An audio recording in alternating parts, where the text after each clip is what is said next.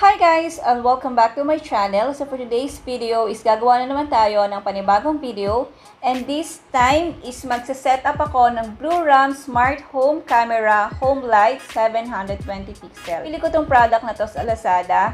Nabili ko siya sa price na sale that time. And yung price niya is 299 I think to 399 pesos. So bumili ako ng isa and then na-realize ko sobrang mura ng price niya. Kaya bumili ulit ako ng 3 pieces. So, ito siya. So, bali 4 CCTV na yung binili ko na Blurams. So, nakalagay din dito guys yung mga specifications, yung features ng camera. So, model A11, resolution 720 pixel, audio niya is built-in mic and speaker.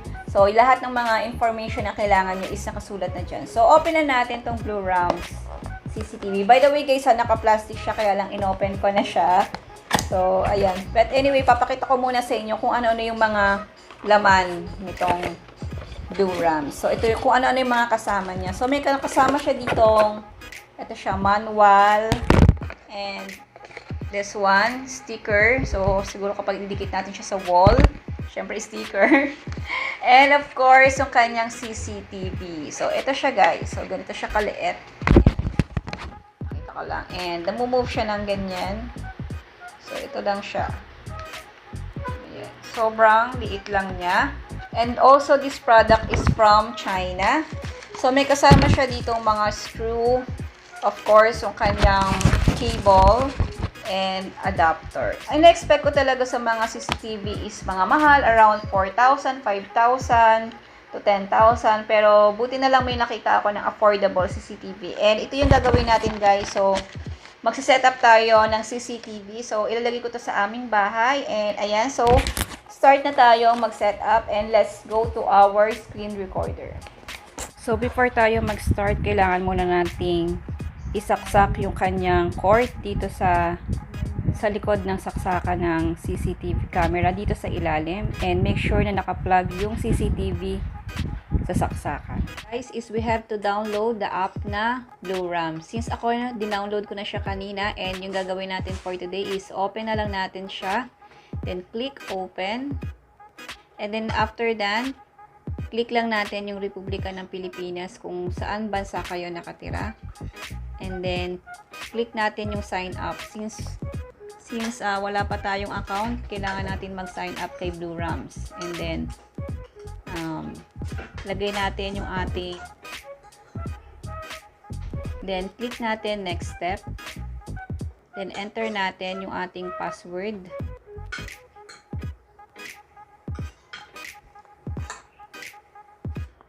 click natin next step.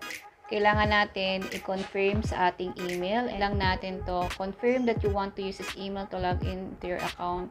Ayan, click lang natin yan and then okay, confirm na siya. And then, punta ulit tayo dun sa app ng Blurams and then login tayo. So, ayan na siya. Nandito na tayo. Ayan. So, next na gagawin natin guys is add your first device. So, click natin yung device. As you can see guys, marami ditong iba't ibang device. And then, hanapin natin dito yung Blurams Home Light. So, ito yung ating gagamitin. Then, click lang natin yan. And then, see the red light is flashing. See the red light. So, yung gagawin natin guys is please connect the device to a power source and wait for 30 seconds. Then, press hold and then reset button. So, right now, yung ating CCTV is nagre-red naman. And then, click lang natin yan.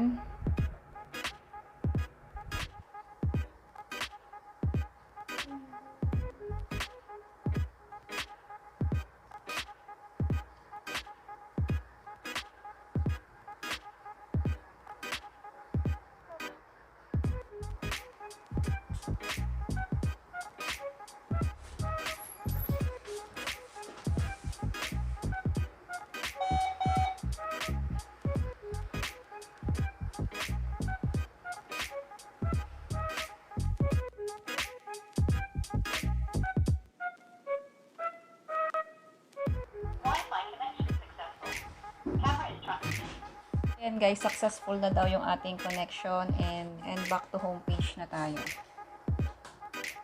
So, check natin guys kung nagana yun yung ating camera.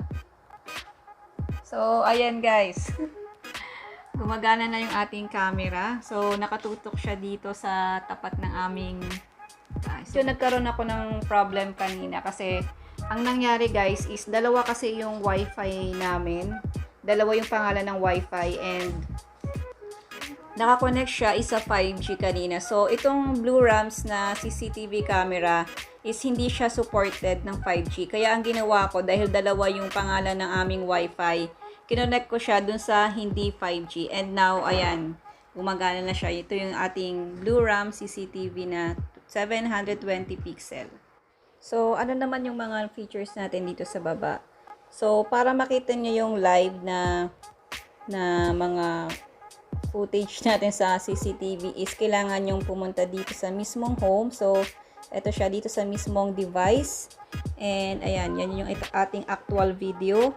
And, ito namang library is natin dito yung mga video na nakasave for 24 hours. Dito natin siya makikita. And since kai-install lang natin siya, so wala pa siyang laman.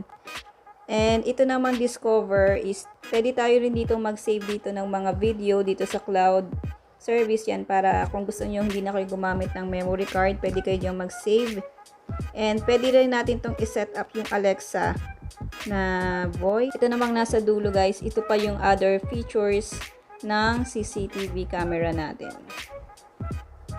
So pwede natin itong pangalanan. So pangalanan natin itong CCTV natin.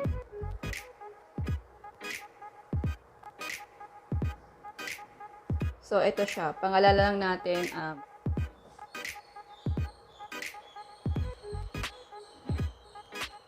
Ayan. Then, click lang natin yung save.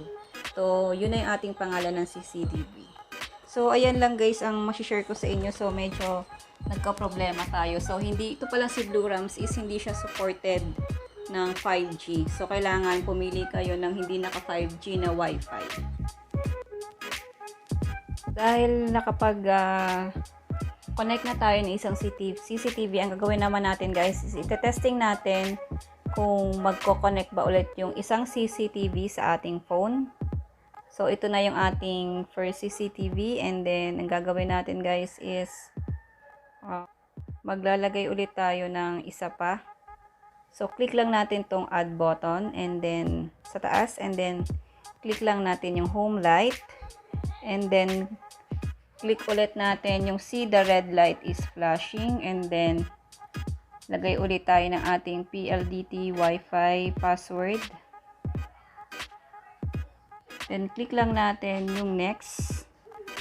And then of course, tapat lang natin ng QR code sa CCTV. And then click lang natin I heard the beep.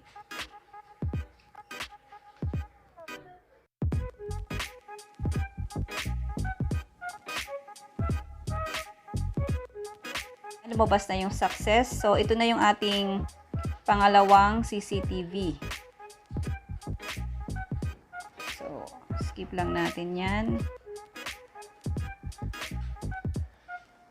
Then, ayan. So, pangalanan ko uli siya. Kung yung una nating CCTV guys is house front 1. Then, click lang natin yung save. Start. So, ayan na siya guys. So, ito na yung ating pangalawa na CCTV. Wait lang natin siya. So, ayan. So, ibig sabihin guys, pwede tayong mag-connect ng kahit ilang CCTV sa isang cellphone lang. So, ito yung una nating kinabit and ito naman yung ating pangalawa. Just in case guys, kung magtanong kung pwede ba yung dalawang CCTV sa isang phone. So, pwede po. So, yan po yung ating ginawa ngayon na pag-i-install ng Blurams Home Light CCTV.